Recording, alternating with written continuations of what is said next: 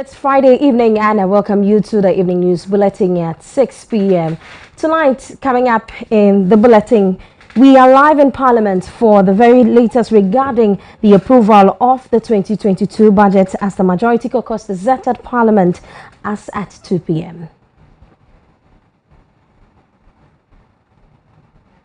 Now, death toll resulting from the outbreak of yellow fever in the Savannah region rises to 34. We've got details of that coming up. And in business, National Petroleum Authority has assured that prices of petroleum products will be reduced in the next pricing window. And in sports, Kenya's Wazalendo Hockey Club are out of the 2021 Africa Cup for Clubs Championship after losing to Ghana Revenue Authority.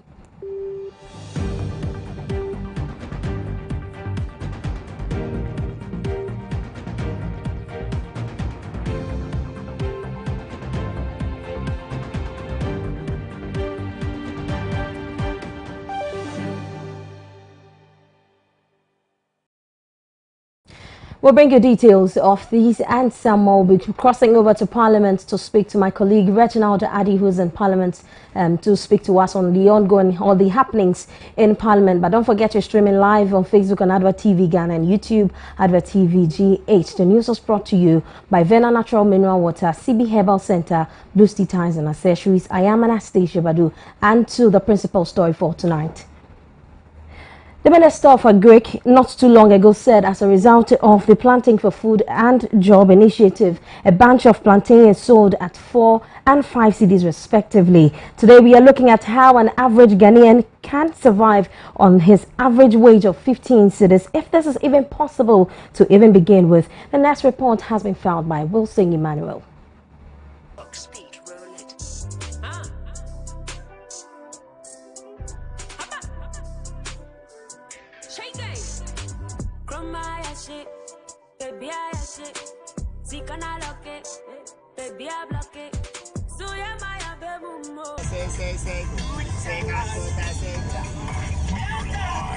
In the capital, in your best friend's car.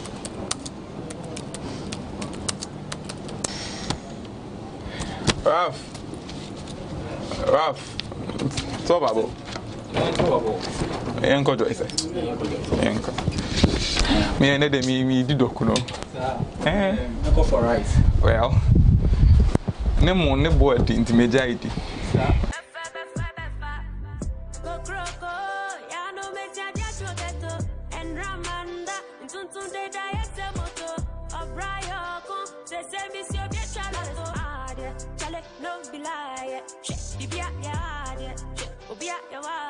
As of 2020, the average wage was hovering around 12 Ghana cedis or 15 Ghana cedis estimated. It means that an average Ghanaian should be able to survive with 15 Ghana cedis. I know you're smiling because that is seemingly impossible, especially if you live in Accra. Let me do a recap of everything for you. It means that when you wake up and you're going to work, I live at Dome and work on the John Everson Samuels High Street. From Dome to Circle, it's 3 Ghana cedis, 50 pesos.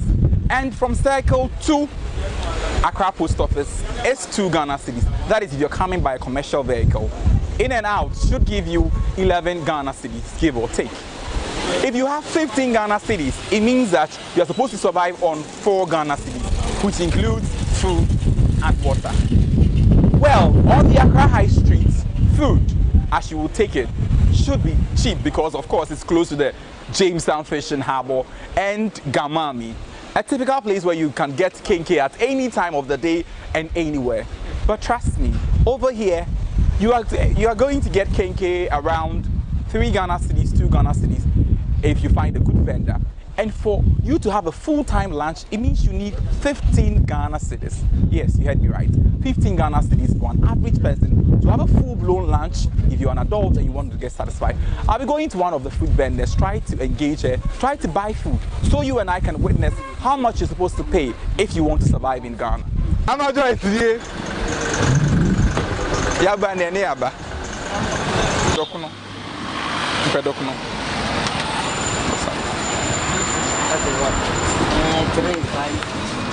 Enam akanam. There be me fish. Yeah. I'm also saying fish no point to point na me hwe. There ain't 8, 10, 15. 8, 10. And 9 year 10 and 18 year 8. And 15 the anyway. Yeah, my guys, now don't know 15 cities the other day. And she now 15 cities. Hey, but them are me 8 the enemy. And I'm just nothing with the nominee home. Do that be made back to be a way back. Straight. Next one, a hand. And move. Mate. Go down, camera, dear. I was not too surprised when Ama Joyce told me she had to increase the prices of the food because the cost of production had gone high. According to her, when she began her business, she sold kenke as low as 50 Ghana pesos. And now she retails it at 2 Ghana cedis or sometimes 3 Ghana cedis. According to her, a box of fish initially sold at 600 Ghana cedis, and now with the same quantity or sometimes less, she has to buy it at a whopping 900 Ghana cedis, hence the skyrocketing prices of her fish. Oh, no, mamma, no, I say 20 something years. That's a board of now for the same. Yeah, once every 50%. Never once. You see what wrong? 2 cedis. The deal is now over. I broke by it. Oh, yeah, bag, you could eat. It's a young top, 9 feet of beton. But I have a ton.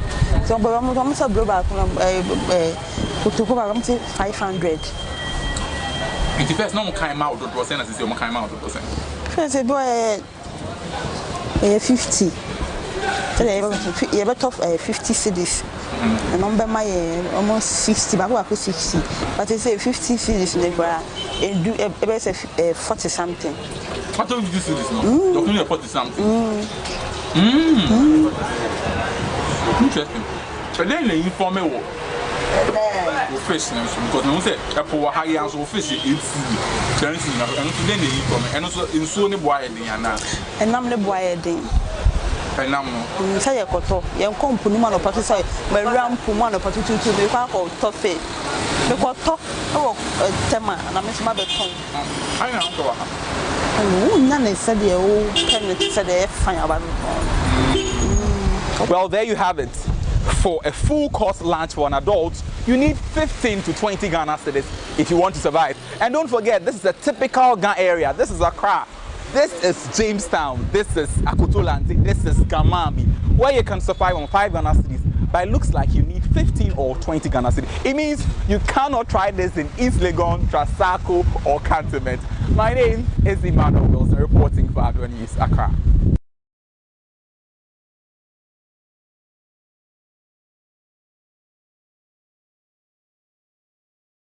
A report filed by Emmanuel Wilson. We'll move on to Parliament and speak to Reginald Addy, who is currently there to tell us what is happening in Parliament. If Reginald is on the line, hello, good evening, Reginald. Hello, good evening, Anastasia. Thank you for having me, and I'm reporting live from the Parliament House. All right. So, what's the atmosphere like in Parliament as we speak? Well, of course, when it comes to the approval of budgets, this becomes an important issue for Ghanaians. And you know that the budget is actually an instrument or a document that indicates government's expenditure, some policies that would be introduced, amongst other things. And I must say that the 2022 budget and economic policy has been very crucial, especially with the introduction of the E11.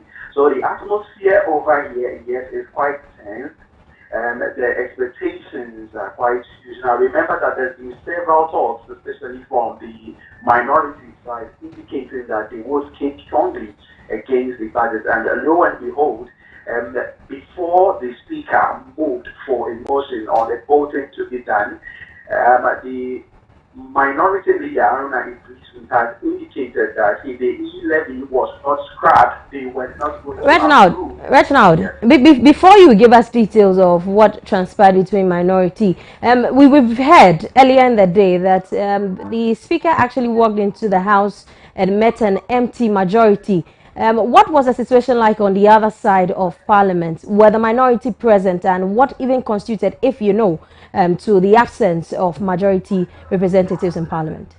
Oh, very well, Anastasia. So, as at 2 p.m., which is 3 hours clear of the reported time of meeting, which was supposed to have been 10 a.m., the majority were not seated in Parliament. And as of that time, the minority were fully represented in Parliament. So the Speaker walks in as at around 2 p.m., and the minority were not in. Now, news that came to the Speaker was that the majority indicated that they had informed the Speaker himself that they needed some time to hold a caucus meeting. Now, according to the Speaker, this was a lie because he had not received any such information. However, the Speaker was lenient enough to give the majority some 30 minutes to conclude on that caucus meeting. To be able to come to the House. Parliament. Exactly. So they would have a full house to vote on the budget. That being done, what actually transpired? You were mentioning that the minority leader, Honorable Aruna Idrisu, also did something. You can continue from where we stopped. Yes, and so the majority came in this, and by 4 p.m., exactly 4 p.m., the Speaker had walked in and proceedings commenced. Now, it is just right in the proceedings of Parliament to hear from the side of the minority because they have lamented about kicking against the budget. And so time was given, and after 41 minutes and 3 seconds of presentation, the minority leader, Aruna Idrisu, had presented a lot of concerns. He spoke about the e-levy, and he even said that he supported the Vice President, Dr. Bawumia, when he said that do not tax mobile money. And so this became actually a chant for the minority, as they could be seen and heard chanting, don't tax Momo, don't tax Momo. And after presentation, the majority leader had appealed to the Speaker that their side be heard as well. Now you could hear from the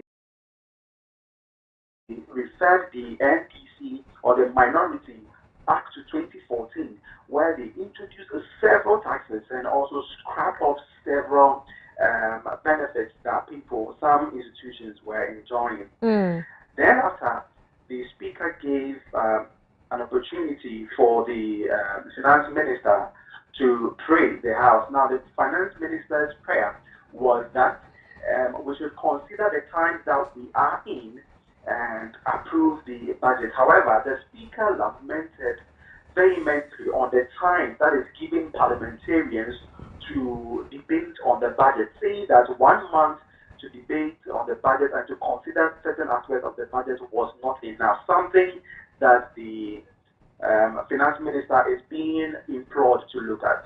And so thereafter, the Speaker gave or posed the question, which is according to the Standing Orders 113 of Parliament, where a vote by voice would be heard from both sides. And after hearing both sides, it seemed as though the minority had won in the vote, not because they were much in numbers than the majority, but because perhaps they were loud. This was vehemently opposed by the minority, I beg your pardon, vehemently opposed by the majority. And as it stands, if you refer to Article 113 of the Standing Orders of Parliament, it says that in the case of a division, Mr. Speaker shall direct that the law is declared, and upon such direction being given, the division bell shall be rung for 1 minute. After a lapse of 2 minutes from this direction, he shall put the question, and Mr. Speaker shall declare whether his opinion that the ayes or the noes have it.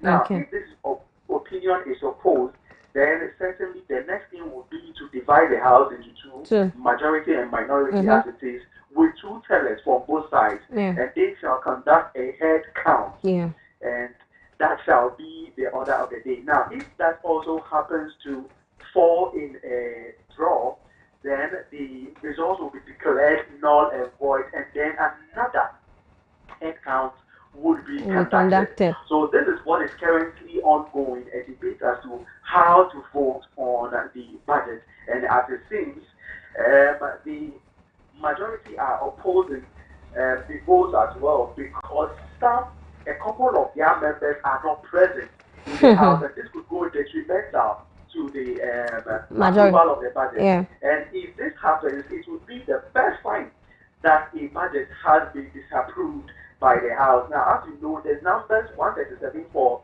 both sides with an independent candidate sitting with the majority. We don't know how this is going to play out. But as it stands now, we are waiting for the votes to be conducted.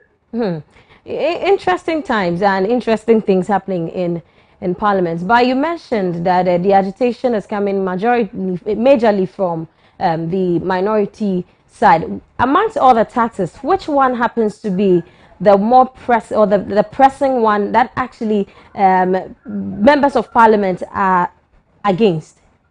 Well, as you can tell, the levy has been of utmost concern, and it is not surprising that earlier today in Parliament we had some conveners of the Fix the Country movement convening at the entrance of Parliament, lobbying for well over 8 hours since 9 a.m.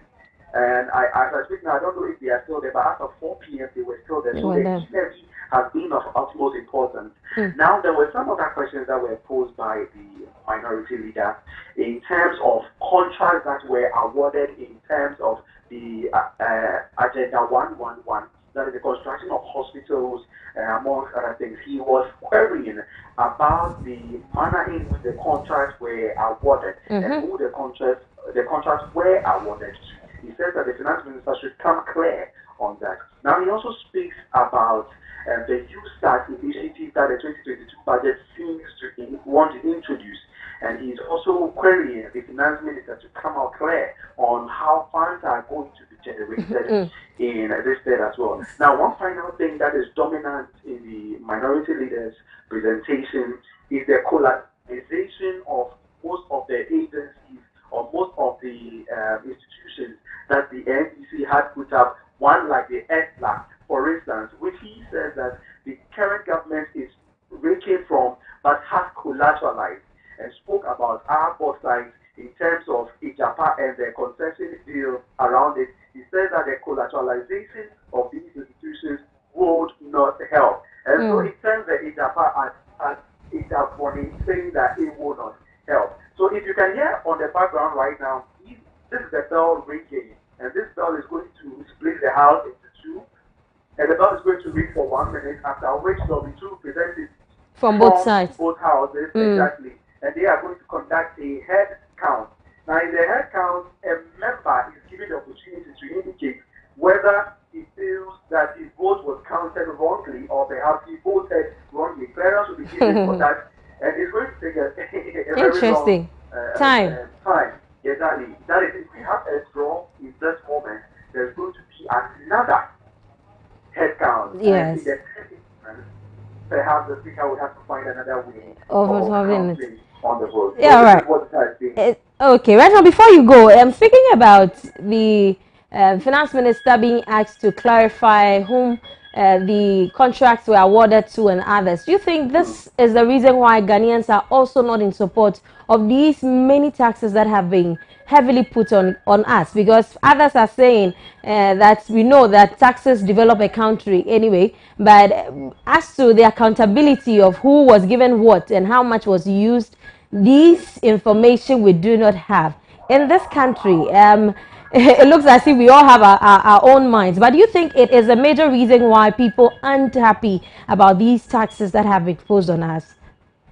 Well, certainly, if you would hear from the public and monitor the public space, you would realize that most of the concerns are about the current sufferings of the many taxes that have been introduced by the current administration. They are saying that the scrapping off of the tolls, the road tolls, and the introduction of an e-levy is quite detrimental, because when you look at certain jurisdictions, for instance, road tolls have contributed severally, and even in Ghana, road tolls have been used to construct certain roads, amongst other things. Now, the point is that the public believes or thinks that the finance ministry is not coming clear about certain things.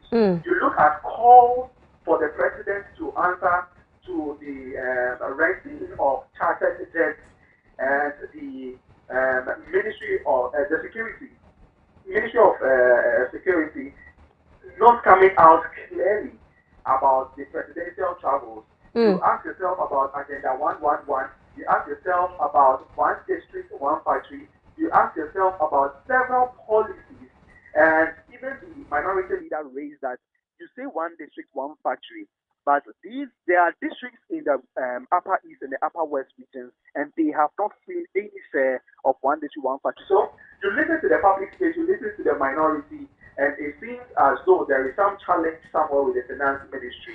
And in listening to the finance minister, he mostly did not respond to any of the questions that were raised by the minority leader, which seems to be the position of the majority in parliament as well, refusing to answer to certain questions. And you had you had the finance minister only praying that the House considers the times that we are in.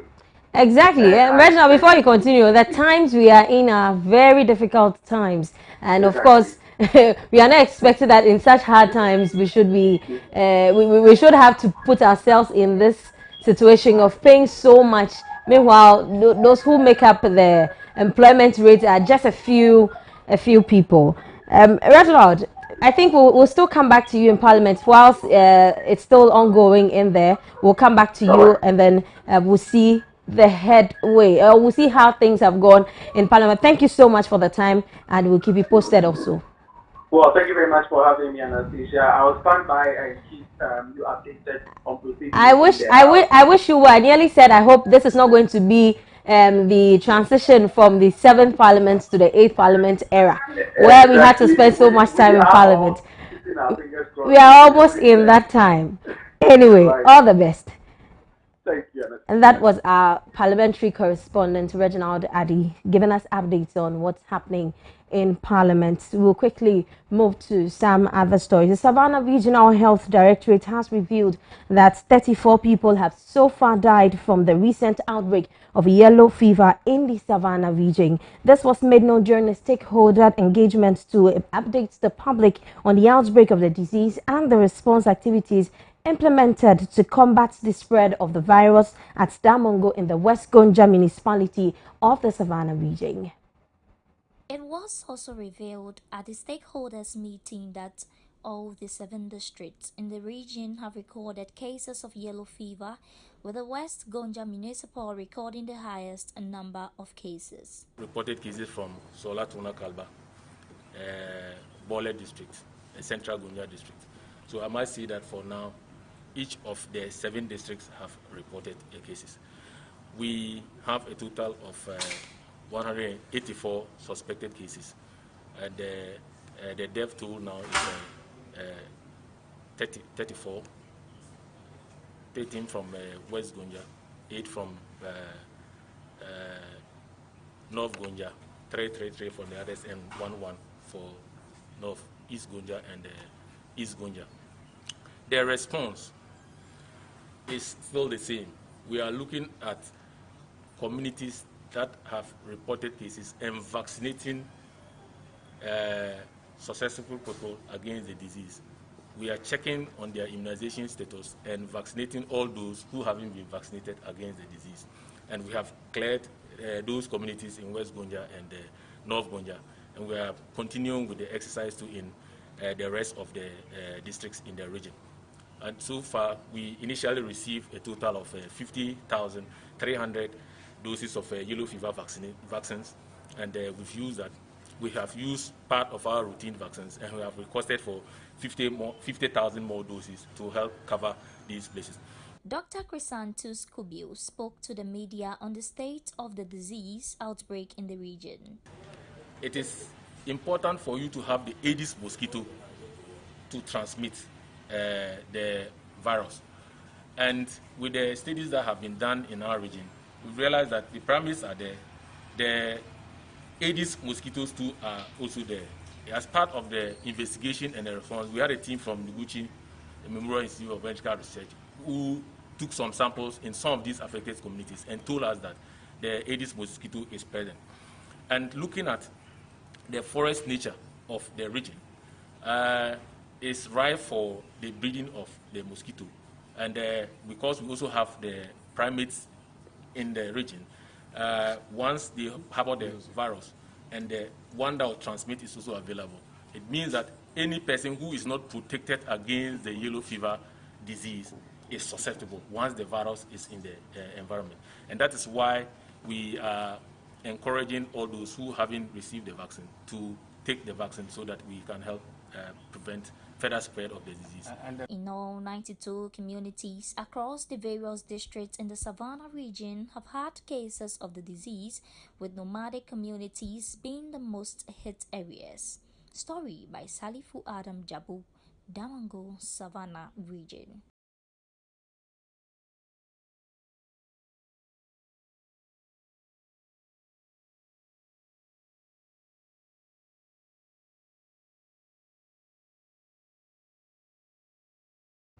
Now let's move back to Parliament. Member of Parliament for Nsheso Stevenamwa has expressed disappointment in the minority for their recent actions and inactions in what he describes as impediments to the development of Ghana.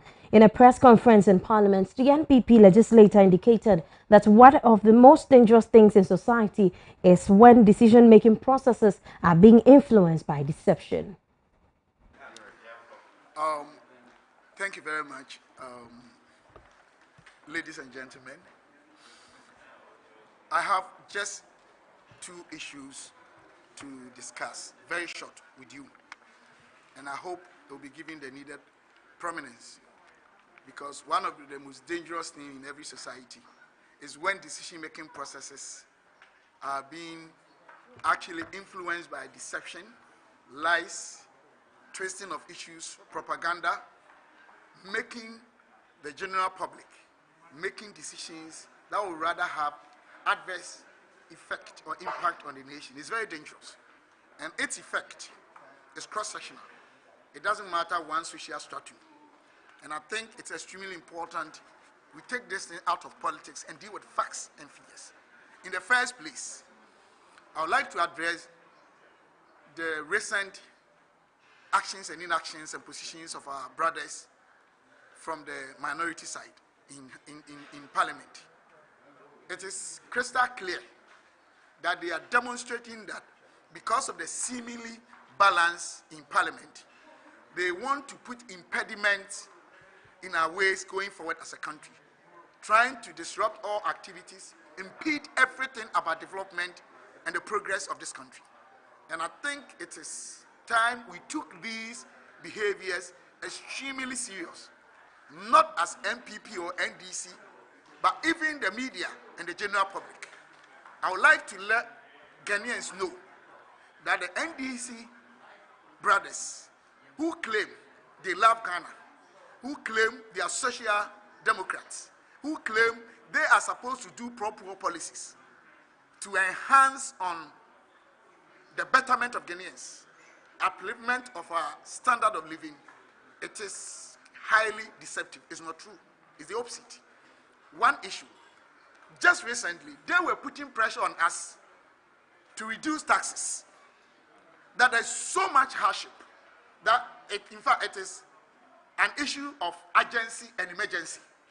They demonstrated that MPP, we are wicked, the way there's hardship. Then we decided to actually withdraw Road 2. They counted 11 tax components. 1, 2, 3, 4, up to 11. Between 2014 and 2016, this is NDC's budget. Go and read. 26 taxes, either introduced, increased, or restored taxes that had been cancelled by the NDC. Ladies and gentlemen, I want to say this thing. Let's all be smart. They cannot always take us for granted. When my brother I respect so much, ranking member, Honorable Atufosi on the floor yesterday, you remember that this economy is sick. And that the yield tax has 3 legs that they are against. 1, remittances are taxed. remittances. 2, we are not taxing profit. The third thing is that it is a transfer tax. Please, financial services tax is an electronic tax, it's a transfer tax. They were taxing remittances. What I'm saying is that there's hardship. Is there any time in Ghana we say there's no hardship? Let's be honest with ourselves. Is there any time? So we have to be serious for once.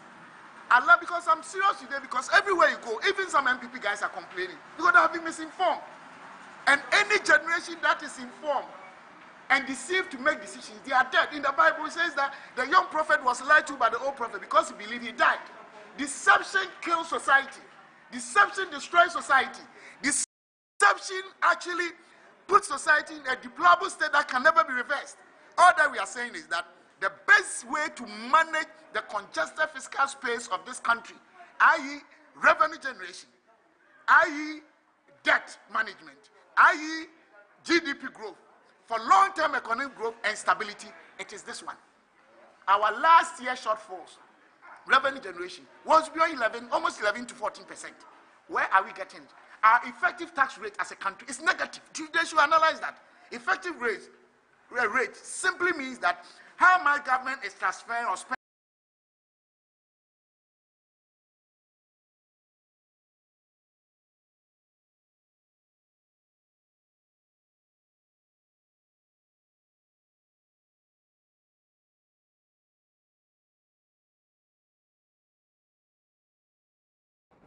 You're welcome back, and still in Parliament, we'll then speak to Reginald Addy again, because we are hearing there's an update in Parliament at the moment. Reginald, welcome back.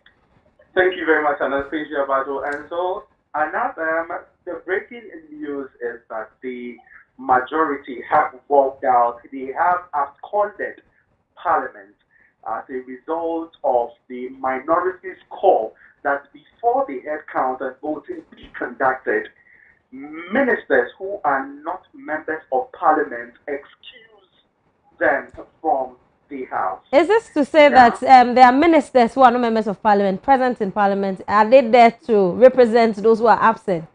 Or what are they there for? they obviously are not representing those who are absent.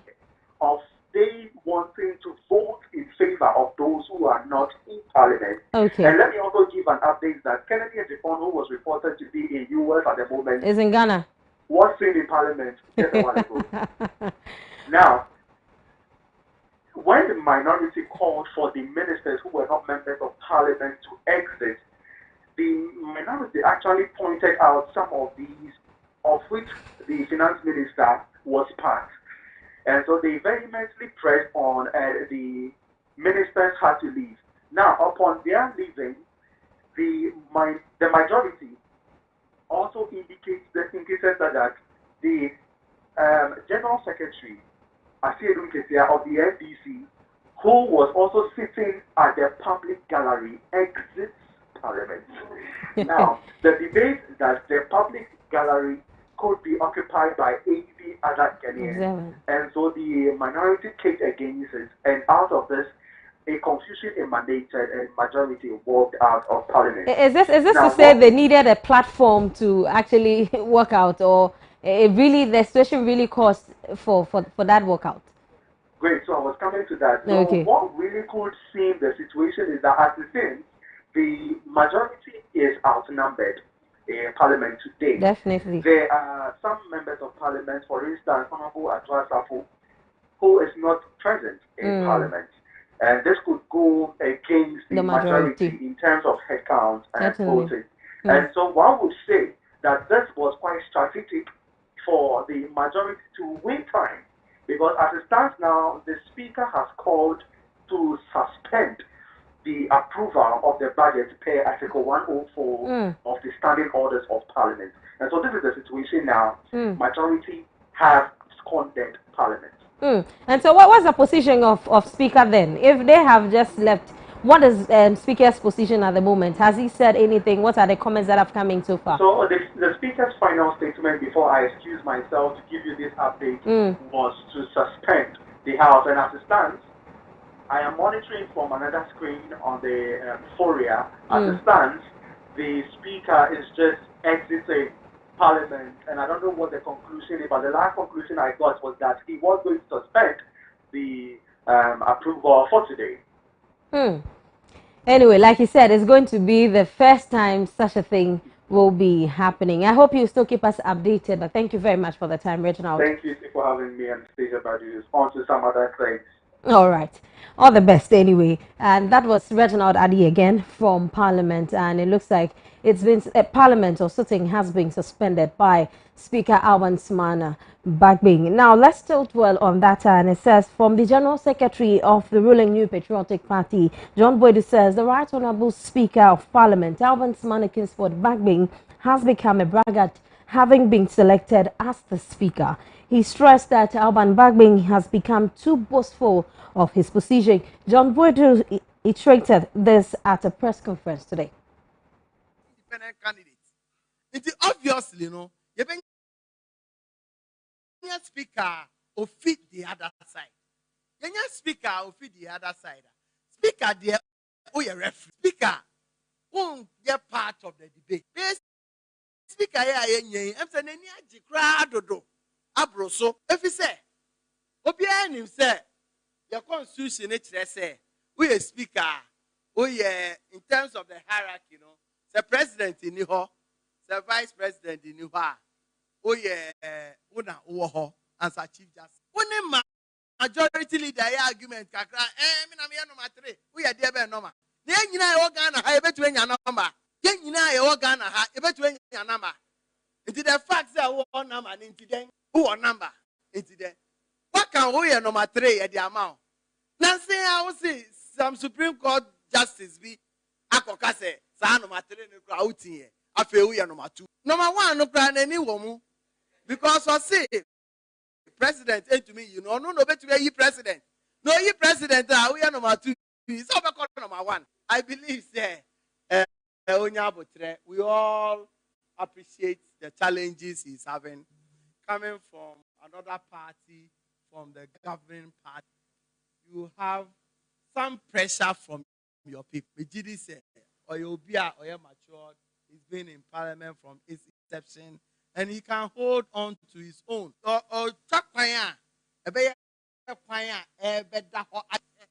this country, he should be counted as personal. Biara obefa sa akwan no so no wetumenya adehweso de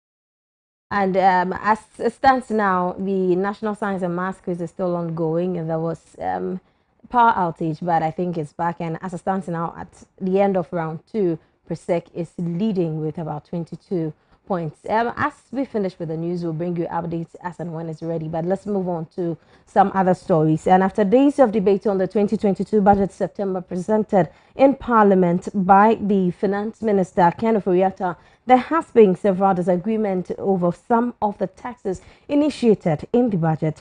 Prior to the voting on the policy documents today, Friday, November 26, 2021, the news team took to the streets of Accra to solicit the expectations of the public. Akosia Owusuwa is a trader at the Mokola market. According to her, the taxes initiated in the budget are too much, laying much emphasis on the electronic transactions levy.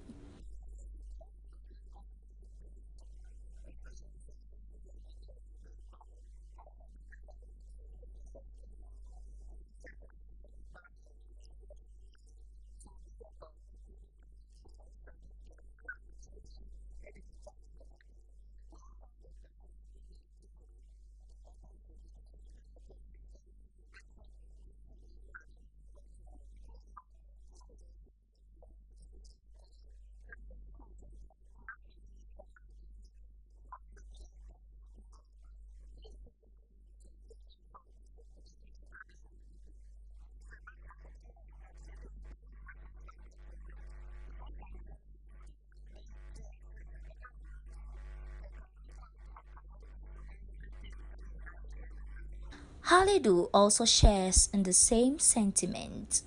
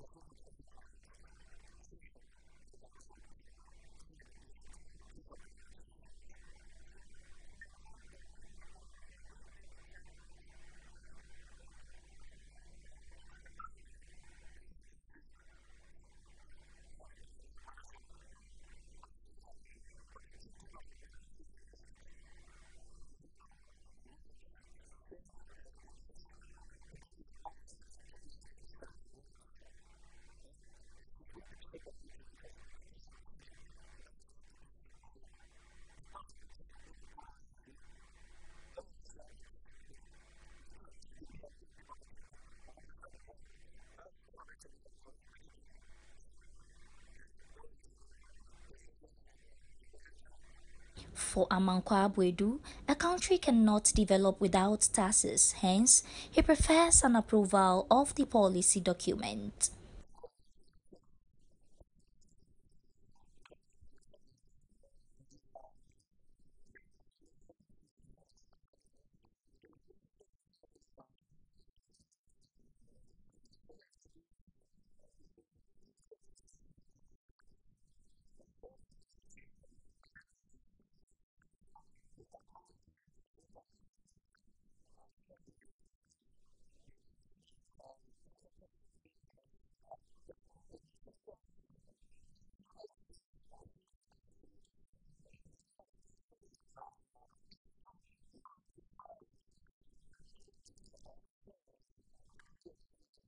Meanwhile, inasmuch as Nana Yaw, another trader at Mokola, believes taxes are good, he is of the opinion that the proposed 1.75% is too much.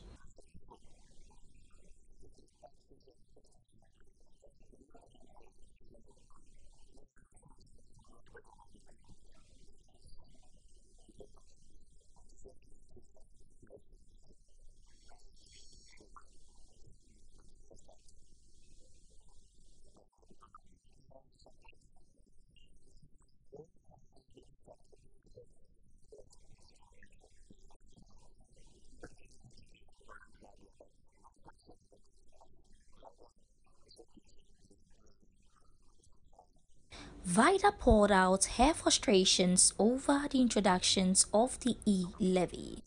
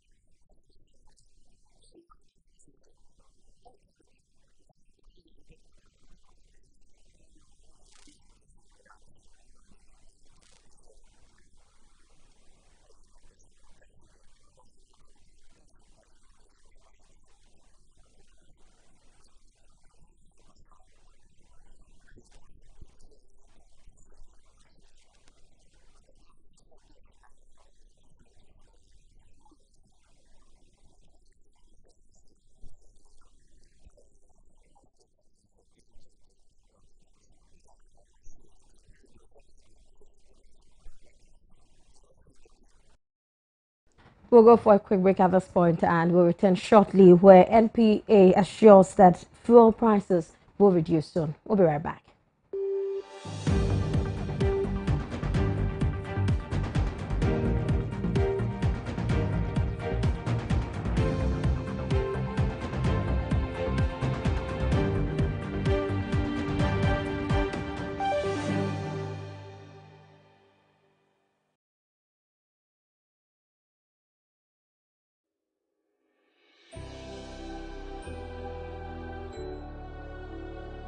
Welcome aboard the safest airline in Africa. With industry-leading safety measures to protect your well-being. The first in Africa to earn a diamond standard of safety. Offering a more contactless, safe, and seamless experience. Delivered with a smile by Africa's first fully vaccinated crew. Creating special memories that bring the joy back to flying, so you can continue making memories with your loved ones. Book your flight with RwandAir today. RwandAir, the safest airline in Africa. RwandAir, fly the dream of Africa.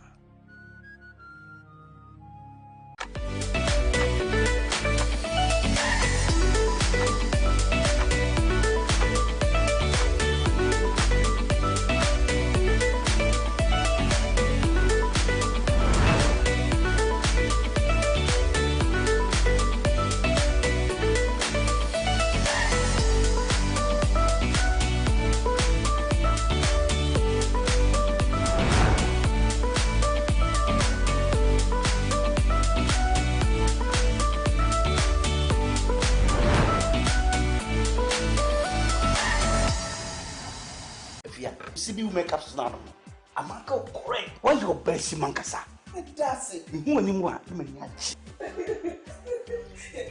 Oh, middle. You captures back on CB makeups. You see, CB makeups and I make a year. Yeah, you see men and women's capsules now. You knew the dada. And 1 year packaging I had a pepper. Wow! What a packaging! CB men, any CB women capsules, no packaging is out. And you also no mood any bias and walk out of piggy. Share up him for any about town man Quadrano for any Quadrano you and come home. Susanna Ghana man, Tamasi. Dodo Afre 0247 111671 and 0246 578 750. FDA Blue City is a manufacturer and supplier of high-quality fashion accessories. We design and make quality bow ties, flying ties, lapel pins, ladies' brooches, fabric necklaces, African wares, and so much more for your weddings, schools, institutions, bands, choir, singing groups, individuals, and so many more. We use both African print and foreign fabrics to make your beautiful accessories for you. Oh yeah! Contact us via call or WhatsApp or SMS on 0240-926-564. Locate us at Odoko Official Town opposite Emils Preparatory School. Check us out on social media, Facebook and Instagram at Blue City Fashion. Blue City, creativity and style.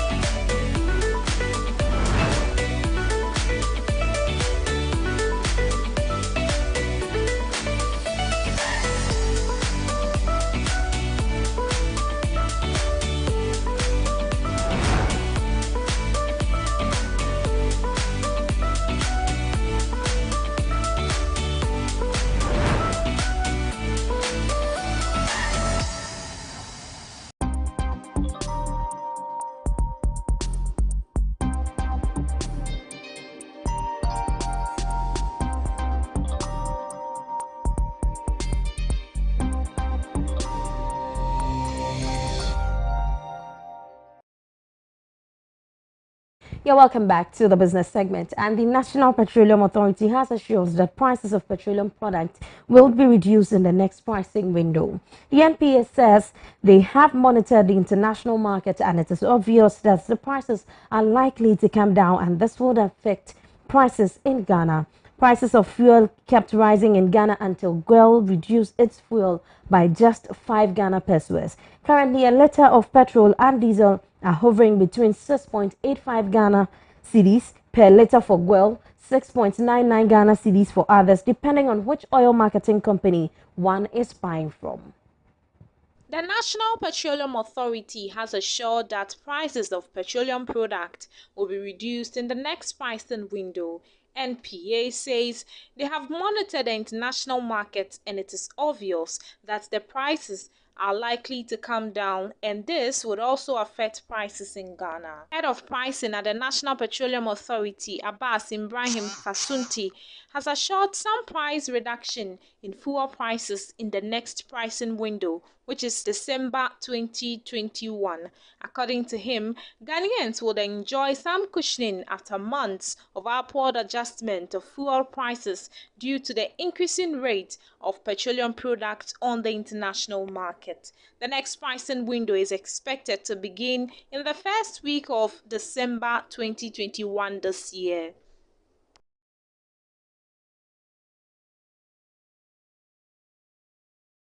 The General Secretary of the Food and Beverage Association of Ghana,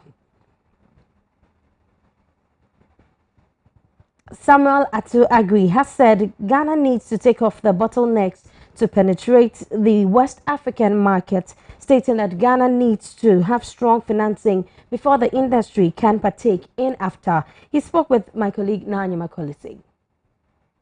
I want to find out how the association body is working towards taking advantage of the Africa Continental Free Trade Agreement, which has commenced on January 1, 2021. Well, I should say that the African Continental Free Trade Agreement that came into force, it's have its own benefits and challenges. Sure. And initially when it was introduced, we realized that it has come to solve a lot of problems for our local industries. Why am I saying so? It was meant to open up the external market for industries in Ghana. But unfortunately, when we look at it as it stands now, we are still having some challenges in terms of assessing even just our immediate neighbors. Have any of your members been able to be successful in terms of these continental trade? Well, I won't say that they have been successful because it's an ongoing trend and it has come to stay. So any of the members have been able to... Those who are exporting outside the Ghana enclave, sure, I would say that yes, they have benefited and they will keep on expanding because barring all challenges, if they're able to take out the bottlenecks that we look at, if they should bring anything for us to look at, we'll still discuss it. And therefore, if that one should be anything to write home about, we would want to penetrate within the West African market. And then also from the West African market, we move into the general continental aspect of it. But then the challenges that some are facing is where you would then have to have a strong financial background to be able to reach out to these areas. What we are looking at is that in future, when there's an expansion, we know that we'll benefit from. We'll still continue taking that as an advantage and then ensuring that we become part of the African continental system.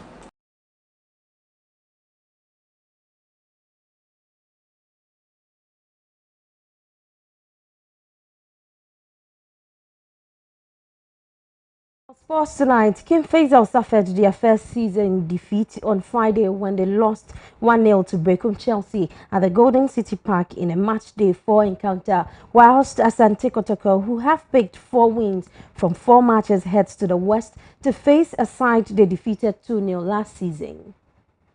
League leaders Asante Kotoko will trek to the west to play Karela United FC on match day 5 of the Ghana Premier League at the Calm Park. Asante Kotoko have scored 8 goals and conceded 1, keeping 3 clean sheets against Bichim United, Bibiani Gold Stars and 11 Wonders. Karela United have bagged 5 points from their first 4 matches of the season, with an average record of 1 win, 2 draws and 1 defeat.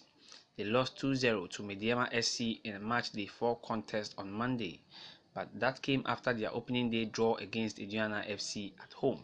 Ken Faisal suffered their first season defeat on Friday when they lost 1-0 to Brekum Chelsea at the Golden City Park in a match day 4 encounter. The Kumasi-based side opened the season with a 1-0 win against Wafa and went ahead to Doma to annihilate Aduana 3-1 before beating Ashanti Goals 2-0 at the Babayara Sports Stadium. That result condemned King Faisal to their first defeat of the season after a flying start to the campaign, which saw them winning 3 matches on a row. Their opponent, Mediama SC, suffered a 4-0 loss to Bechem United in their opening match of the season before drawing 1-1 with Bibiani Gold Stars at Takwa. They picked a point against 11 Wonders at Hall Librin to a 2-0 win against rivals Karela United on match day 4. They have picked 5 points from their first 4 matches of the season and look desperate to end their inconsistent run. In Bechem United's strong home record will be put to test by Dreams FC on Sunday. The Hunters, who lost to Accra Lions on Saturday, are 6th in the league table with 6 points, while Dreams FC occupies the 4th spot with 7 points. In Techiman, 11 Wonders will fight to end their winless run when they take on Elmina Sharks on Sunday. The Techiman lads have gone 4 matches without a win after drawing 2 and losing 2. Wonders lost their first match of the campaign to Ashanti Gold SC at the Ohene Ameyao Park. A win over Elmina Sharks will kick off a very topsy-turvy season for them. Meanwhile, the clash of the new boys will take place at the Dance Park at Bibiani, where Gold Stars host Accra Lions on Sunday. Gold Stars have won 1 and lost 1 of their first 2 home matches, and a win against Accra Lions will do their confidence a lot of good after losing 1-0 to Asante Kotoko on match day 3.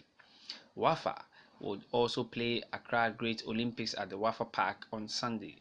The Academy boys twice gave away their lead to draw 2-2 with Legon Cities in their last outing, while Great Olympics came from 3 goals down to draw 3-3 with Dreams FC at the Accra Sports Stadium. Maxwell Abekwe scored a brace before Samuel Lama netted third to cancel Abdul Fatawi Shahaku and Philemon Bafor's first half strikes. In another fixture, Real Tamale United, who were heavily pummeled 5-1 by Indiana FC, will clash with Ashanti Gold at the Aliyu Mahama Stadium in Tamale. Ashanti Gold SC goes into the game with fresh memories of their impressive 2-0 win against Accra Hearts of Oak, champions of the league. The Miners sit in 5th place in the league standings with 7 points, while Real Tamale United occupies the 13th spot with 4 points. And we draw the curtains here for the evening news bulletin, brought to you by Verna Natural Mineral Water, CB Herbal Center, and Blue Sea Ties and Accessories. It's streamed live on Facebook, Adoatv Ghana, YouTube, Adoatv GH. Thanks for watching. My name is Anastasia Badu. We'll see you next time.